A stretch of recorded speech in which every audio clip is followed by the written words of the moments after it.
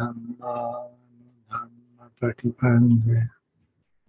बुद्धं पूजे धम्मं पूजे संघं पूजे.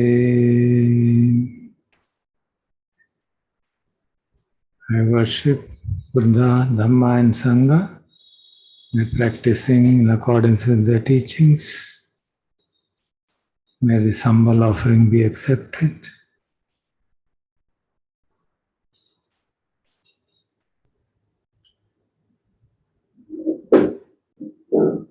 हम लोग अनात्म बोध के बारे में चर्चा कर रहे हैं, किस तरह से अनात्म बोध को पुष्ट किया जाए और किन कारणों से हमारे न चाहते हुए भी न जानने हुए ही हमारे क्रियाकलापों से किस प्रकार सामान्य क्रियाकलापों से कुछ काम कर रहे हैं, कुछ इंटरेक्शन कर रहे हैं, कुछ लोगों से बात कर रहे हैं और उस प्रक्रिया में ही आत्मबोध जो है पुष्ट होता चला जाता है और हमें मालूम ही नहीं पड़ता. ये चर्चा चल रही है पिछले 4-5 दिन से. कल हमने चर्चा की थी डूअरशिप की, किस तरह से कर्ता भाव जो है जागता है और खास तौर पे जब हम बहुत अच्छा काम करते हैं तो स्वाभाविक है कि लगे कि मैंने बहुत अच्छा काम किया है. उसमें कोई अच्छा काम करके प्रसन्न होना भगवान बहुत रिकमेंड करते हैं, बट प्रसन्न होते होते कहाँ उसमें आत्मभाव आ गया, कहाँ उसमें अहंकार ममकार आ गया, पता ही नहीं चलता है, क्योंकि हम सजग उस समय नहीं रह पाते हैं. प्रेज के प्रति सजग रहना क्रिटिसिज्म के प्रति सजग रहने से ज़्यादा मुश्किल है, क्योंकि क्रिटिसिज्म बुरा लगता है तो हम सजग होने की हमें आदत है कि दुख ना हो. प्रेज सुनते प्रसन्नता होती है तो उसके प्रति उसको अनित्य है जानने की इच्छा नहीं करती. तो इस कारण से उसके प्रति काफी सजग होने की जरूरत है. और फिर हमने ये भी देखा किस तरह से हमको दोनों कन्वेंशनल रियलिटी पर्सपेक्टिव और अल्टीमेट रियलिटी पर्सपेक्टिव दोनों के साथ लेके चलना होगा अपने जीवन में. पहले भी ये देखा था और कल भी ये समझा था कि जो हमारी क्षमताएं हैं वो भी अनात्म है, वो मेरी पर्सनल क्षमताएं नहीं है. कल हमने विस्तार से चर्चा की थी उसके बारे में. तो उस डूअरशिप का ही दूसरा डायमेंशन या उसके साथ ही जुड़ा हुआ है कि मेरे इंटेंशन का, मेरी जिसे फ्री विल की बात कही जाती है, I free to do whatever I like. Philosophy में एक बड़ा भारी क्वेश्चन है. फिलोसफी में हम उसको फिलोसफिकल सेंस में नहीं करना चाहते, बट समझना चाहेंगे कि एक हम सब में भाव रहता है कि जो मैं करना चाहूँ मैं कर सकता हूँ, और मैं जो करता हूँ अपनी इच्छा से करता हूँ. मैं अगर यहाँ आया हूँ तो अपनी इच्छा से आया हूँ, अपना समय किसी और जगह नहीं लगाया तो अपनी इच्छा से लगाया है. दूसरा एक्सट्रीम ये है, जिसमें भी कई लोग जहाँ देखता हूँ उसमें अटके हुए हैं कि जो भी मेरे जीवन में हो रहा हो तो मेरे भाग्य है, मेरे कर्मों का खेल है, तो मैं क्या करूं. मेरे कर्म ही ऐसे हैं कि मैं दुख पाऊंगा या पाऊंगी और पाती रहूंगी, मैं तो बाहर नहीं निकल सकता इससे. ये दोनों ही एक्सट्रीम व्यूज जो हैं, दोनों ही एक सेंस ऑफ सेल्फ को जनरेट करते हैं, एक पॉजिटिव सेंस को, एक नेगेटिव सेंस को, एक अहंकार को, एक नेगेटिव अहंकार को, डिप्रेसिव स्टेट से.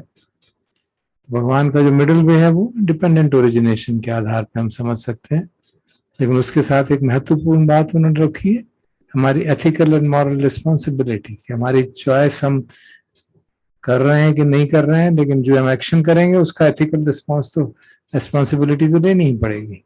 वो तो प्रकृति के नियमों के अनुसार, कर्म सिद्धांत के अनुसार उसका फल आएगा ही. तो पहले हम चलिए फ्री विल को समझने की कोशिश करते हैं. ऑब्वियसली फ्री विल का प्रश्न उसी के लिए उठता है जो कि अभी अनएनलाइटेंड है, जो पुथुजन है या सीखा है, सीख रहा है अभी, तो उसको लगता है कि हाँ, I am a person and I can do whatever I want.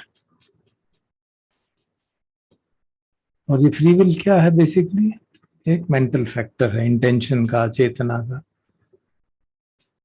तो अगर हम ये समझते हैं कि सभी मेंटल फैक्टर, सब्बे संखारा, मेंटल फैक्टर का मतलब ये संखार ही है, सब्बे संखारा अनत्ता अगर हम मानते हैं, और सारे संस्कार जो है कंडीशनैलिटी के हिसाब से बनते हैं, तो अगर कंडीशनैलिटी है तो कोई चीज बगैर कंडीशंस के कैसे अराइज हो जाएगी? मेरे मन में अचानक कैसे आ जाएगा चलो आज यहाँ चलते हैं, ये करते हैं? बिना कोई उसका कारण होगा ही, हम उसको देख नहीं पाते, ढूंढ नहीं पाते, इसलिए मालूम नहीं पड़ता है। क्योंकि बाकी सभी मेंटल फैक्टर्स की जगह चेतना जो है, इंटेंशन जो है, या जिसे फ्री विल कह लीजिए, वो भी एक मेंटल फैक्टर है, तो इसलिए अनात्मा है, मेरी पर्सनल नहीं हो सकती थ्योरेटिकल पर्सपेक्टिव से। और दूसरा जो कर्म की बात आती है, कई लोग इसमें चक्कर में अपने को एक लिथार्जिक स्टेट में डाल देते हैं कि मेरे तो कर्म ही ऐसे हैं, क्या कर सकते, मेरी तो देखो मेरी कंडीशंस कैसी हैं, मेरी परिस्थितियां ऐसी हो गई, मैं इस परिस्थिति से बाहर निकल ही नहीं सकता। तो हमको याद रखना चाहिए कि भगवान की शिक्षा में जो कर्म जो है वो फैटलिस्टिक नहीं है, वो फेट नहीं है, वो भाग्य नहीं है कि हाँ लिखा हुआ है जो हमने किया वैसा ही होगा। हमने पिछले जन्म में किसी को दुख दिया था तो हमको भी इसी जन्म में बिल्कुल वैसा ही दुख होगा। हमने पिछले जन्म में ये गलत काम किया, ये किसी को मारा था, तो अब हमको भी मरना होगा, कोई हमको मारेगा। इस तरह से 1-to-1 मैपिंग नहीं है भगवान के इसमें। कर्मों का सिद्धांत, उसके फल आएगा, लेकिन उस फलों के सिद्धांत के अनुसार आएगा। और जो कर्म का फल आएगा वो इस समय की जो मेरी मन की भाव स्टेट है उससे भी मॉड्यूलेट होता है, उससे इन्फ्लुएंस होता है। हमने इसके बारे में चर्चा भी की थी कि जो भगवान उपमा देते हैं एक नमक के ढेले की, अगर नमक का ढेला एक कप में डालें तो बहुत नमकीन पानी हो जाएगा, और उसी को गंगा में डालें तो पता ही नहीं चलेगा। तो एक सूत्र है अंगुत्तर निकाय में 3.99 लोना फला सुत्ता, द सॉल्ट क्रिस्टल, उसमें ये उदाहरण दिया जाता है। तो वो इस सेंस में देते हैं कि कोई कोई ऐसा होता है जो जरा सा भी अनहोलसम काम करता है तो उसका बहुत भारी उसको फल मिलता है, वो नरक में पहुंच जाता है। और कोई कोई वही उसी तरह का अनहोलसम काम करता है तो उसको तुरंत फल मिल जाता है थोड़ा बहुत, और वो उससे बच जाता है। तो ये क्या हो रहा है? ये इसीलिए हो रहा है कि जो अनहोलसम काम करने वाले की चित्त की चेतना बाकी समय कैसी रहती है, अगर जब उसके फल आना है तब उसकी चित्त की चेतना, अगर वो हमेशा सारे गलत काम कर रहा है, शील तोड़ रहा है, कोई समाधि का अभ्यास नहीं, कोई प्रज्ञा की बात नहीं, तो और सब अकुशल कर्म करता जा रहा है, तो उसका मानस इतना बिगड़ा हुआ है कि अकुशल बीज को वहां पे बहुत अच्छी जगह मिलेगी। अकुशल बीज अगर उसमें जाएगा तो फलेगा फूलेगा और खूब फल देगा। जबकि वही अकुशल बीज अगर ऐसी धरती में चला जाए जहां पे सिर्फ कुशल काम हो रहे हैं, तो वो उसके साथ मैच नहीं करेगा, उसमें वो फल ज्यादा फल नहीं दे पाएगा। तो इस तरह से समझने की बात है। बेसिकली बात तो ये भगवान कहते हैं कम विपाक अचिंत्यो, too complex, what is the meaning, but it is not fatalistic. ऐसा नहीं है कि ये मेरी भाग्य में लिखा ये तो होके रहेगा। हम अपना भाग्य बदल सकते हैं अपने प्रेजेंट कर्म के, इस समय के कर्म के आधार पे। और जिन लोगों ने बहुत गंभीरता से साधना करते हैं वो इसको प्रत्यक्ष अनुभव करते हैं। लंबे शिविर में आप जाते हैं, साधना करते हैं, तो कईयों के ऐसे अनुभव होते हैं जो साधना कर रहे हैं और नाना प्रकार की परिस्थितियां आ रही हैं शरीर में, मन में, उसको देखे जा रहे हैं, उठती हैं समाप्त होती हैं, उठती हैं समाप्त होती हैं। ऐसी परिस्थिति है कि शरीर का एक भाग आधा, एक तरफ सा एक हाथ और दूसरा आधा शरीर जो है जल रहा है, आधा शरीर बर्फ की तरह ठंडा हो रहा है। ये सब क्या हो रहा है? ये कर्म विपाक ही तो हो रहा है। और वो वैसा कर्म विपाक अगर किसी और परिस्थिति में उसका फल आता तो न जाने कितने भयंकर रूप में आ जाता। तो हम देखते हैं, अपने खुद अपने अनुभव के आधार पर समझते हैं कि सचमुच में कर्म जो है फैटलिस्टिक नहीं है। हम उसके कर्म के फल आएगा जरूर, अकुशल कर्म का फल अकुशल आएगा, किस इंटेंसिटी में आएगा, किस फॉर्म में आएगा, वो हमारे प्रेजेंट स्टेट ऑफ माइंड पे और प्रेजेंट स्टेट ऑफ प्रैक्टिस पे डिपेंड करता है। So we have therefore a great choice. और भगवान चॉइस की बात तो बिल्कुल स्पष्ट कहते हैं। हम धम्मपद में कई बातें सुनी, अत्ता ही अत्तनो नाथो, पहले भी चर्चा की थी। इसी तरह दूसरे में और को ही नाथो परोसिया, इसी तरह दूसरी गाथा है अत्ता ही अत्तनो नाथो, अत्ता ही अत्तनो गति। हम खुद अपनी गति बनाते हैं, हमारा कोई नाथ नहीं है, हम खुद ही अपने नाथ हैं। लेकिन उसमें कैविएट है, उसको हम भूल जाते हैं। अत्तना ही सुदंतेन, अपने आप को दंत करके, दमन करके। दूसरे में है तस्मा संयमा दत्तामन, अपने आप को संयमित करके, then we find that capability. So taming our minds is our responsibility, and then we have the choice whether you do it or not. If you do it, then we'll become our masters. If you don't, we'll suffer. तो जो हमारी actions की moral responsibility है, law of Karma है, वो तो इनएक्सोरेबल है, वो तो अपना काम करेगा ही। आप कहें मेरी फ्री विल है ये नहीं है, नथिंग मैटर्स। तो हम देखते हैं कि हम कोई कहे कि मैं अब कंप्लीटली फ्री हूं कुछ भी करने को, ऑब्वियसली वो सत्य नहीं है, बिकॉज कंडीशन अराइजिंग है फिनोमेना की। लेकिन हाँ, हमारे में एक चॉइस है। अगर हम अपने मन को संयमित कर सकते हैं, then we have a choice to do appropriate action, and it is our responsibility also. इसके लिए एक ये तो बेसिक थ्योरी मैंने बताई, इसको हम अपने अनुभव पे भी जांच कर सकते हैं। जैसे आज अभी जब ध्यान करेंगे तो मेरा निवेदन है कि आप कोई भी अपना डिसीजन सामने ले आइए। यही डिसीजन कि आप यहाँ क्यों आ रहे हैं, आप 15 लोग 16 लोग यहाँ क्यों हैं, आप घर पे बैठ के टीवी क्यों नहीं देख रहे, सीरियल क्यों नहीं देख रहे, नेटफ्लिक्स में फिल्म क्यों नहीं देख रहे। बाकी सब लोग, आपके मित्र परिवार के बाकी लोग तो कर ही रहे होंगे ना। तो आपको क्या लगता है, ये आपका अपना पर्सनल एवोल्यूशन है या इसके पीछे भी कुछ कंडीशंस है? Please try to find it out.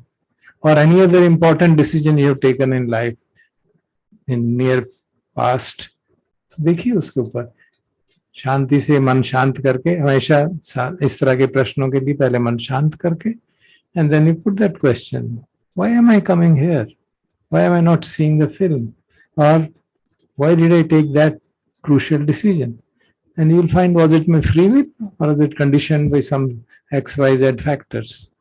And you will see that reflection in accordance with dependent origination will reveal various factors that condition the behavior, condition the decision which we have taken. It's always there. Of course, it doesn't mean that everything is predetermined. Again, we shouldn't get into this कि अगर सब कुछ ही condition है तो फिर effort करने की क्या जरूरत है, ऐसा भी नहीं है ना। जैसे अभी हमने चर्चा की, हमारे जीवन में जो सिचुएशंस आती हैं वो विपाक कर्म के कारण आती हैं, लेकिन अब हम क्या कर रहे हैं वो हमारी चॉइस है। वो भी कुछ हद तक गवर्न्ड है बाय कंडीशंस, इंटरनल कंडीशंस हमारे मन की कैसी हैं, बाह्य परिस्थितियां कैसी हैं जो कि कर्म विपाक के कारण होंगी, लेकिन फिर भी हमारे पास चॉइस तो है ना कि हम कुशल, जैसे भगवान के जो बेसिक हम बात सुनते हैं बेसिक वो वादपति मोक्षा में, कि चॉइस ये है कि हम सब पापस्य अकरणम कुशलस्य उपसंपदा, ऐसा करें, सच्चित्तो परियोदपनम, चित्त को शुद्ध करें, ये हमारी चॉइस है। हम गलत काम करने से बच सकते हैं, कुशल काम करने की संपदा बढ़ा सकते हैं, चित्त को शुद्ध कर सकते हैं। This is what we can do if you wish to. Just as a helpful example, I will quote before you what we have observed, what is the reason why we came to sadhana, I came to sadhana, and many other friends came to sadhana, to Buddha's path, because at least I was following some other path long back. तो क्या हमको motivate करता है? I think in 99.9% of the cases it is the experience of dukkha which motivates us कि भाई कुछ करो, बार बार दुख आ रहा है। तो अगर दुख का अनुभव होता है तो पॉसिबिलिटीज है, या तो हम सिनिक बन जाएं, बिटर बन जाएं, तो हमारा can blame our fate, we can blame society, we can blame God, कुछ नहीं है, सब बकवास है, and that happens very often. तो भगवान कहते हैं इसका मतलब दुख से आप के अनुभव से आप दुख बढ़ा रहे हैं। दूसरा ये पॉसिबिलिटी है कि यदि बार बार दुख आ रहा है, क्या कोई तो सोल्यूशन होगा, इतने लोग कहते हैं, इतना हमने सुना है दुख से मुक्ति हो सकती है, देखें तो सही। Just that inquiry, just that inner urge, motivation to seek is the trigger which will find us a way out. We find people जो हमको ठीक डायरेक्शन दे सकें, ढूंढने की कोशिश करते हैं, जो पुराने साधक हैं, जो इस मार्ग पे चलते हैं, कहीं टॉक सुन ली किसी की, किसी कोई किताब पढ़ ली तो पता लगता है ये करके देखते हैं. And then when we follow the path, we understand the path, and we put an effort. And as we put, depending on जितना हम effort करेंगे उतना फल आएगा. कैसे कहा जाता है, जितना गुड़ डालेंगे उतना ही मीठा होगा. And that's what is our choice, which way we want to choose. But कई बार देखते हैं, ये भी एक इंटरेस्टिंग चीज जो हमने काफी स्टडी की एज टीचर, कि भाई लोग शिविर में आते हैं, एक शिविर करने के बाद रिपीट जो करने वाले हैं बहुत ही कम है. एक समय था 10-15% हो सकता है, अब चेंज हो गया हो. 15% लोग ही थे जो दोबारा आते थे, छोड़ दिया सर. क्यों छोड़ दिया? तो कई कारण देखेंगे. कोई कहता है यार इतना ज्यादा मुश्किल काम, देखो वहां जाओ, कोई टीवी नहीं, फिल्म नहीं, यूट्यूब नहीं, ये नहीं, 10 दिन. सॉरी, तो जिसका काम छंद प्रबल है उसके लिए ये कारण है. देखेंगे कि वो छोड़ने का कारण 5 निवरणों में से कोई ना कोई होता है.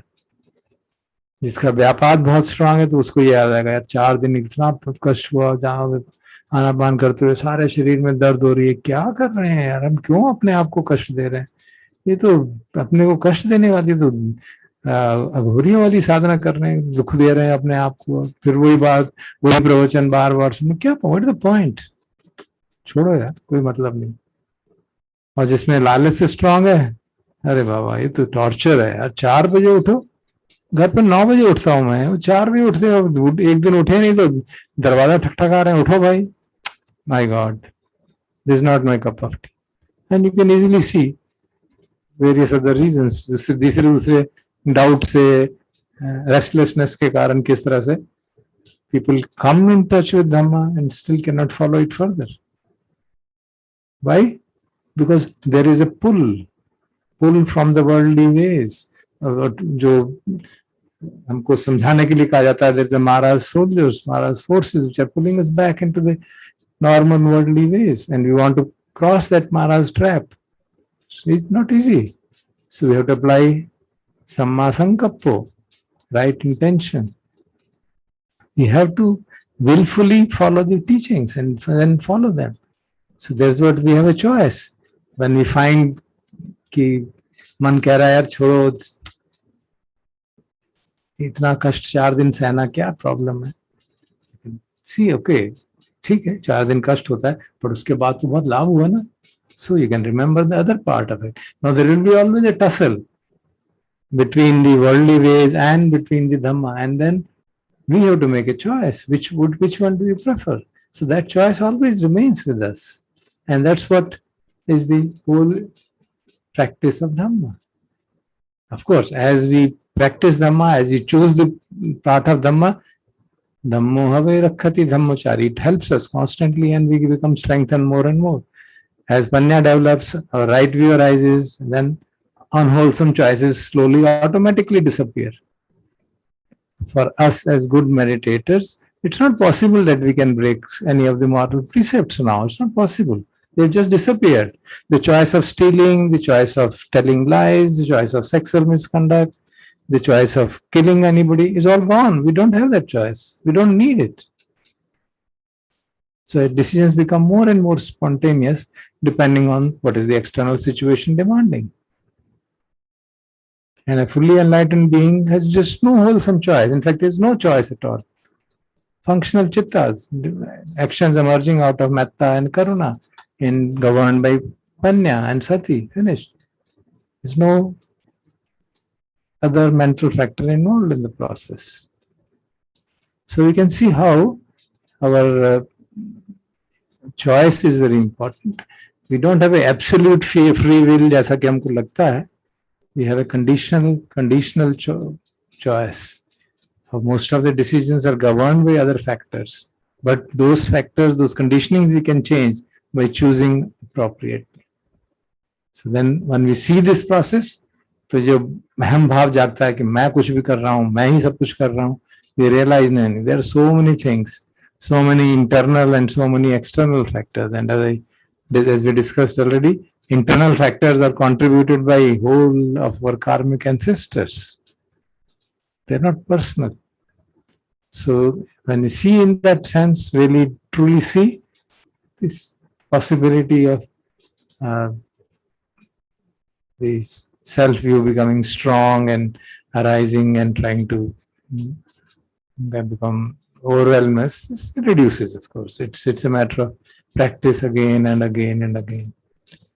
If you are cognizant, if you are aware and alert कि ऐसा होने की संभावना है, then we make sure that we don't fall into the Mara's trap.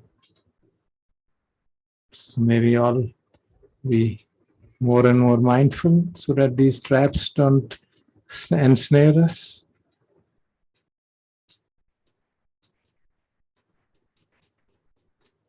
Thank you.